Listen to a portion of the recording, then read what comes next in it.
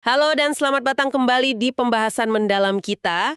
Hari ini kita mau ngobrolin sesuatu yang kedengarannya simple, tapi dampaknya bisa gede banget. Apa tuh? Soal kisah asal-usul perusahaan. Atau kalau kerennya origin story. Anda pernah kepikiran nggak? Kenapa sih cerita soal gimana sebuah bisnis itu mulai itu kok penting banget ya? Iya ya. Topik bagus nih. Sumber kita kali ini kan dari bab 11 buku Unleash the Power of Storytelling-nya Rob Bissenbach. Betul. Di bab itu dia ngebahas khusus cara bikin dan nyeritain origin story perusahaan. Malah ada 7 contoh kasus juga perusahaan yang mungkin kita kenal lah. Iya, menarik banget contoh-contohnya.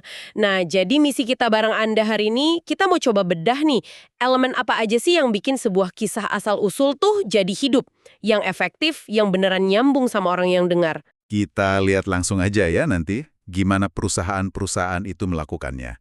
Mana yang oke, mana yang mungkin kurang kena gitu. Sip. Oke deh, mari kita mulai kupas tuntas bab ini. Mungkin pertanyaan pertama ya, kenapa sih mesti repot-repot mikirin cerita ginian? Fokus ke produk aja nggak cukup emangnya? Nah, itu dia. Justru itu intinya. Bab 11 ini negesin banget origin story itu bukan cuma pemanis gitu. Fungsinya tuh fundamental buat jelasin gimana perusahaan Anda lahir dan yang lebih penting lagi, kenapa Anda ada. Cerita ini jadi kayak ya kendaraan buat nyampein tujuan atau purpose sama nilai-nilai atau values yang jadi dasarnya.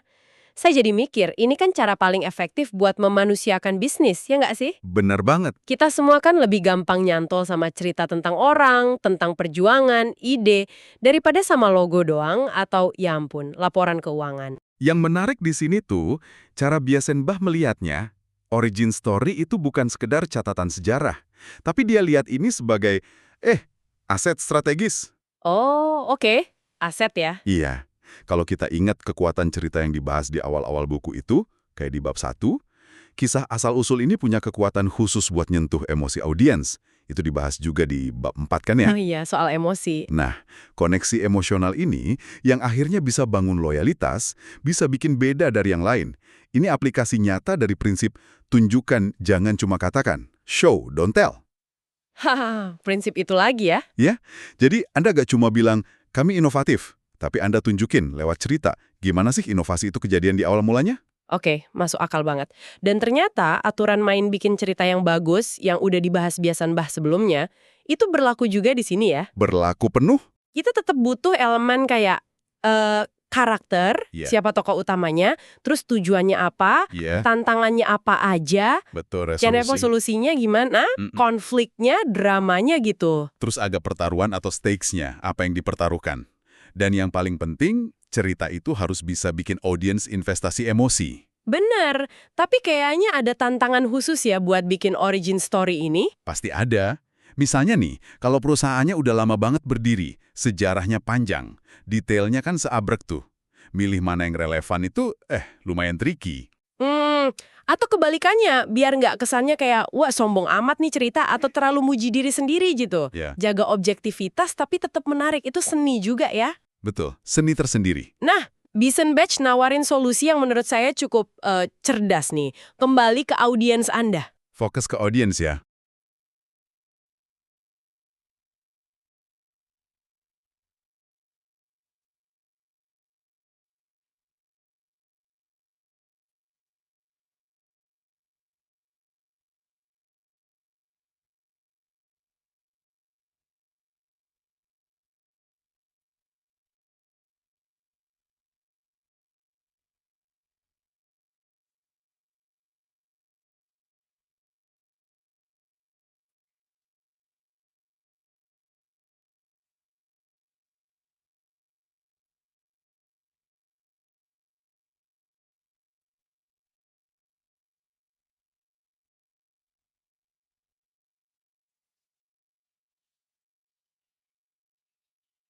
Apa sih yang sebenarnya pengen dan perlu mereka tahu? Seringnya kan, mereka tuh lebih peduli soal apa untungnya buat mereka daripada sekedar urutan kejadian di masa lalu. Bener juga. Jadi sarannya, bangun tema cerita yang kuat. Tema ini mesti nyambung sama janji merek atau brand promise atau ya tujuan besar organisasinya lah.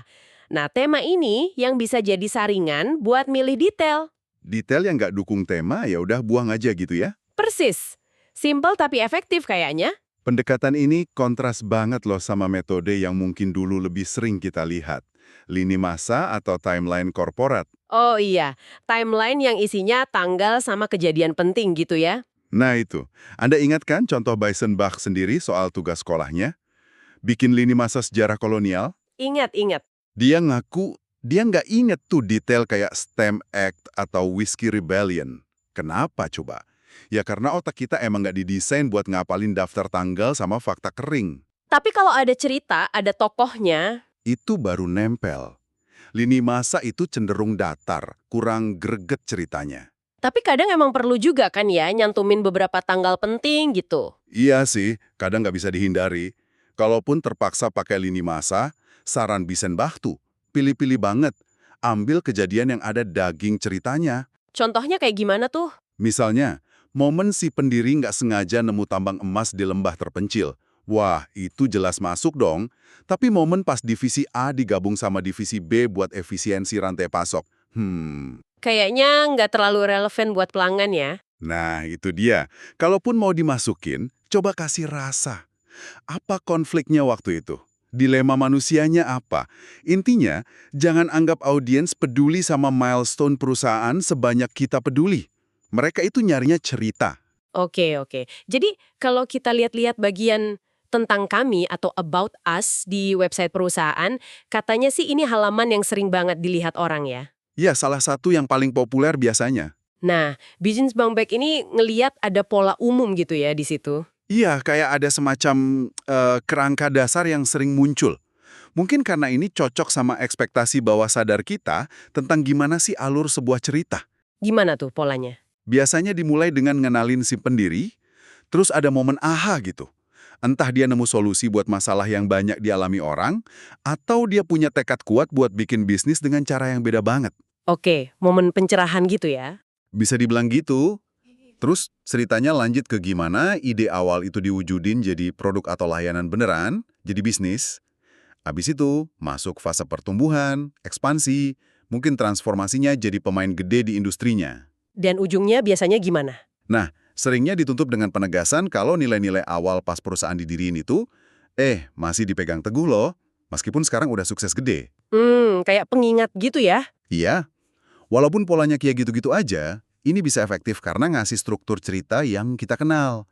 Ada awal, tengah, sama akhir yang, ya, memuaskan lah. Oke, sekarang nih bagian yang saya tunggu-tunggu. Kita bedah kasusnya, Juk. Kita lihat gimana 7 perusahaan yang dibahas Binsbach ini ngejalanin teori tadi. Mulai dari John Deere dulu kali ya. Boleh, ini contoh klasik banget sih. Ceritanya mulai tahun 1837. Ada John Deere, dia pandai besi biasa aja. Tantangannya waktu itu tuh nyata banget buat petani di Midwest Amerika sana. Susah bajak tanah liat ya. Iya, lengket, berat. Bajak besi cor yang ada waktu itu bikin tanah nempel terus. Kerjaan jadi lambat, capek banget. Sampai dia nemu ide dari, apa tuh, gergaji bekas ya? Betul, sebilah gergaji baja bekas yang patah. Itu momen inovasinya. Deere ngebentuk ulang baja bekas itu jadi moldboard bajak yang permukaannya licin banget. Wah, Hasilnya, tanah nggak nempel lagi. Bajaknya bisa bersihin diri sendiri. Ini kayak revolusi kecil buat petani waktu itu. Nah, dari situlah cikal bakal perusahaan alat pertanian raksasa yang kita kenal sekarang. Usianya udah lebih dari 175 tahun loh. gila, lama banget. Temanya jelas banget kan? Inovasi. Judul ceritanya aja langsung ngena. Bajak yang memulai segalanya atau The Plow That Started It All. Ini contoh yang hampir sempurna sih menurut saya. Karakternya jelas, pandai besi, sederhana, tantangannya nyata, orang bisa ngerasain susahnya. Solusinya cerdas, inovatif. Dan tema inovasinya kuat banget ya. Ditenun rapi di sepanjang cerita. Judulnya aja udah kayak judul cerpen, bukan judul laporan perusahaan. Keren. Contoh lain yang menarik banget dari Subway. Kisahnya beda lagi nih. Gimana tuh Subway? Dimulai dari Fred DeLuca. Umurnya baru 17 tahun. Dia pengen jadi dokter. Tapi ya nggak punya duit buat kuliah. Wah, ini situasi yang kayaknya banyak orang bisa ngerasain ya. Ya, langsung kerasa membumi gitu ya ceritanya. Banget. Terus ada teman keluarga namanya Dr. Peter Buck. Dia kasih ide. kenapa nggak buka toko sandwich kapal selam aja? Submarine sandwich? Oh, yang panjang itu ya? Iya, Dr. Buck ini malah minjemin $1.000 dan jadi partnernya. Mereka buka toko pertama di Connecticut tahun 1965. Targetnya ambisius loh buat anak 17 tahun, 32 tokoh dalam 10 tahun. Wow. Cerita mereka itu nyorot pelajaran awal yang didapat si Fred ya, kayak pentingnya dasar-dasar bisnis, produk berkualitas, layanan pelanggan, neken biaya, lokasi yang bagus. Judulnya, Pengusaha 17 tahun, The 17-Year-Old Entrepreneur. Ini tipikal cerita Rex to Riches ya. Dari nol jadi sukses gitu. Pasti banyak yang suka. Tapi, Bisenbach ada sedikit catatan nih buat Subway. Oh ya? Apa tuh? Menurut dia, cerita Subway ini kayaknya nyoba masukin terlalu banyak pesan sekaligus. Ada kualitas, layanan, biaya murah, lokasi, nanti ditambah lagi soal nutrisi, segar, enak, agak rame gitu pesannya. Jadi bingung fokusnya ya? Nah, itu resikonya. Audiens bisa bingung. Sebenarnya nilai utama yang mau ditonjolin Subway itu apa sih? Tapi ya tetap aja, nggak bisa dipungkiri. Cerita ini berhasil gambarin nilai-nilai dasar yang mereka klaim jadi fondasi sampai sekarang. Oke, sekarang kita lihat yang kontras banget nih, Panera Bread. Kalau John Deere sama Subway tadi kan fokus ke pendiri, ke tantangan awal. Panera ini jalurnya beda banget. Betul, pendekatannya sangat corporate. Cerita mereka mulai pas masih namanya Albon Paint Co. Inc. tahun 1981. Fokusnya langsung ke strategi bisnis sama angka-angka. Iya, saya baca juga. Isinya tuh tentang gimana mereka dominasi kategori bakery cafe, naikin penjualan rata-rata per unit 75% antara 93 sampai 97. Terus keputusan jual unit bisnis lain fokus cuma ke Panera tahun 99. Pertumbuhan sahamnya gimana, valuasi pasarnya berapa, gitu kan ya? Iya, sampai $4,5 miliar katanya. Hampir gak ada sentuhan manusianya sama sekali ya rasanya. Dikit banget. Penuh data finansial, manuver korporat. Nah, Bisenbach nebak nih, target audiens cerita Panera ini jelas bukan konsumen biasa yang mau beli roti atau sup. Terus siapa dong? Kemungkinan besar ini buat komunitas finansial, investor, atau mungkin calon franchisee, orang yang mau beli waralabanya. Buat mereka, angka pertumbuhan sama strategi bisnis itu mungkin lebih menarik daripada cerita perjuangan pendiri. Wah, bener juga ya. Ini jadi pengingat penting banget. Kenali audiens Anda. Cerita yang efektif buat satu grup bisa jadi dingin dan gak nyambung buat grup lain. Oke. Beda banget ya pendekatannya. Nah, terus ada Trader Joe's. Wah, ini favorit saya. Rasanya beda banget, lebih santai, unik, persis kayak pas kita belanja di tokonya. Iya, konsisten banget sama citra merek mereka ya. Mulainya dari toko kelontong kecil, Pronto Markets tahun 58. Terus si pendiri, yang kita kenal sebagai Trader Joe asli, dia ubah konsepnya tahun 67. Tokonya didekor kayu cedar, stafnya pakai kemeja Hawaii. Keren deh. Haha, iya. Khas banget itu. Kuncinya di sini. Mereka mulai memas produk makanan yang inovatif, unik, enak, pakai merek Trader Joe sendiri. Ini motong jalur distribusi kan, jadi bisa jual lebih murah. Ah, jadi itu rahasianya? Makanya fokus utama ceritanya jelas banget, value, nilai hemat buat pelanggan. Judulnya aja simple, Kisah Kami atau Our Story. Ini contoh brilian aplikasi show, don't tell. Gayanya percakapan, pakai sudut pandang orang pertama, kami. Bahkan ada potongan kalimat yang sengaja dibikin gak formal. Bener-bener nangkep brand voice-nya Trader Joe's. Proposisi nilainya jelas banget ya. Jelas banget, tanpa perlu istilah bisnis yang ribet. Dan coba perhatiin deh, betapa efisien ceritanya. Detail kayak jumlah toko, lokasi pasti, angka penjualan, bahkan nama lengkap pendirinya, itu semua nggak ada. Oh ya, nggak disebutin ya? Nggak ada. Ini nunjukin kedisiplinan dalam bercerita. Fokus ke apa yang paling penting buat audiens mereka. Mantap sih ini. Kalau kita bandingin sama Trader Joe's, Fitbit sebagai perusahaan teknologi yang lebih baru, tantangannya beda lagi ya. Mereka kan nggak punya sejarah puluhan tahun gitu. Benar. Makanya ceritanya juga ringkas banget. Tahun 2007, dua pendirinya, Eric sama James. Mereka lihat potensi gede dari kemajuan teknologi sensor sama nirkabel. Mereka mikir, wah, ini bisa dipakai buat bikin pengalaman kebugaran yang baru dan keren nih. Momen ahanya di situ ya? Iya, dari situlah perjalanan mereka mulai bikin produk wearable yang kita kenal sekarang. Misinya ya ngubah cara orang bergerak. Judulnya juga langsung ke intinya. Sebuah ide lahir atau an idea was born. Padat banget ya.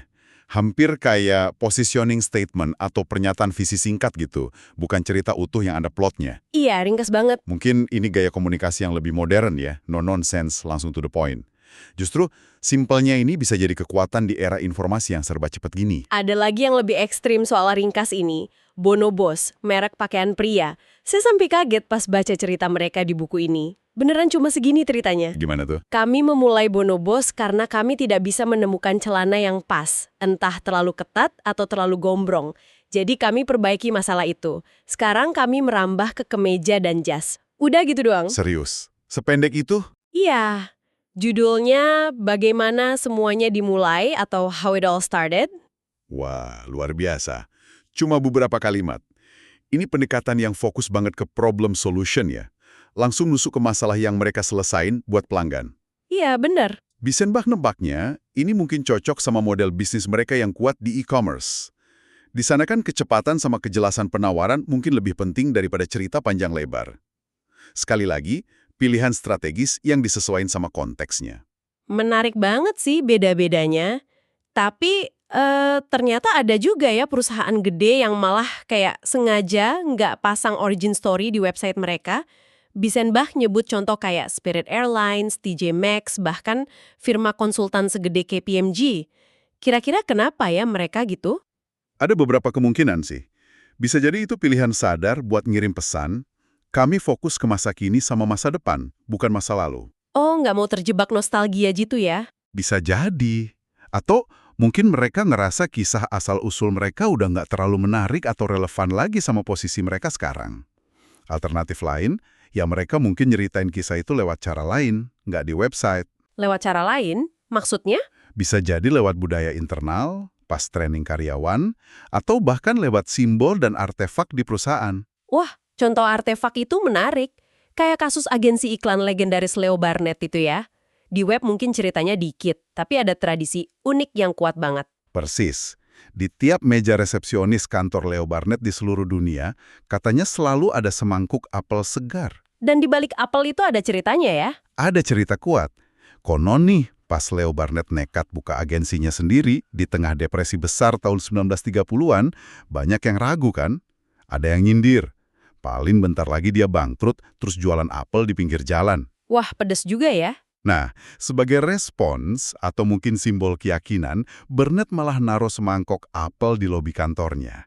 Sejak itu, apel jadi simbol keramahan sama bukti kesuksesan agensi itu ngadepin tantangan. Keren banget ceritanya. Nah, ini contoh bagus gimana cerita bisa hidup di luar teks di halaman web. Cerita itu terwujud dalam budaya, dalam barang fisik, dalam ritual sehari-hari. Jadi nggak harus ditulis panjang lebar ya? Nggak harus. Kalau kita sambungin ke gambaran yang lebih gede, ini nunjukin kalau nilai-nilai inti kayak optimisme, keramahan, kegigihan itu bisa disampaikan dan dirasain secara mendalam lewat tindakan dan simbol. Nggak melulu lewat cerita yang ditulis eksplisit. Cerita yang dihidupi itu seringkali lebih kuat daripada cerita yang cuma ditulis. Wah, dalam juga ya maknanya. Jadi setelah lihat macam-macam contoh ini, dari yang klasik kayak John Deere, sampai yang super singkat kayak Bonobos, bahkan yang tanpa cerita di web kayak Leo Burnett, apa dong benang merahnya? Kayaknya semua balik ke satu hal ya. Tepat sekali, ujung-ujungnya ya soal audiens Anda. Siapa sih yang mau Anda jangkau pakai cerita ini? Apa yang mereka butuhin dan pengen tahu? Terus gimana cara terbaik nyampainnya ke mereka? Jadi nggak ada satu resep pas buat semua ya? Nggak ada. Pilihan gaya bahasa, seberapa detail ceritanya, fokusnya kemana, bahkan mediumnya apa, semua harus berangkat dari pemahaman mendalam tentang siapa audiens Anda. Dan kalaupun milih buat nggak nyeritain kisah Anda secara gamblang atau lewat channel tertentu, pastiin itu keputusan sadar yang strategis, bukan karena kelewatan atau nggak tahu caranya. Betul, harus ada alasannya. Jadi, apa artinya semua ini buat Anda yang lagi dengerin? Poin utamanya gini, kisah asal-usul perusahaan atau organisasi Anda itu bukan sekedar dokumentasi masa lalu loh. Ini tuh alat komunikasi strategis yang kuat banget. Bisa dipakai buat bangun jembatan emosional? Betul, buat nunjukin wajah manusia di balik merek Anda dan buat negesin nilai-nilai yang bikin Anda beda. Ingat terus elemen dasar cerita. Karakter, tujuan, tantangan, resolusi. Dan yang paling penting, selalu tempatin audiens Anda di pusat cerita. Apa sih yang relevan dan bisa klik sama mereka? Pesen yang kuat banget. Nah, sebelum kita tutup nih, ini jadi muncul pertanyaan penting yang mungkin bisa Anda bawa pulang buat direnungin. Apa tuh? Coba deh, luangin waktu bentar buat mikirin organisasi Anda, bisnis Anda, atau bahkan proyek pribadi Anda. Lupakan dulu deh lini masa resmi atau daftar pencapaian formal. Apa sih kisah asal-usul yang sebenarnya? Yang mungkin lebih jujur, lebih manusiawi, yang jarang diceritain. Menarik. Siapa karakter kunci yang mungkin terlupakan? Apa tantangan terbesar yang benar-benar ngebentuk entitas ini? Apa percikan api pertamanya? Mungkin momen frustasi kecil, obrolan santai, atau kejadian gak terduga yang jadi jantung dari kenapa semua ini dimulai. Menggali lebih dalam ya. Iya, menggali dan berani nyeritain versi cerita yang lebih otentik ini bisa jadi kunci buat buka koneksi yang lebih dalam dan bermakna sama orang-orang di sekitar Anda. Gimana menurut Anda? Pertanyaan reflektif yang bagus banget. Semoga penelusuran mendalam kita kali ini ngasih Anda perspektif baru ya, dan inspirasi buat nemuin, ngeramu, dan nyeritain kisah asal-usul Anda dengan lebih berdaya gitu. Terima kasih banyak udah nyimak. Terima kasih. Sampai jumpa di pembahasan kita berikutnya.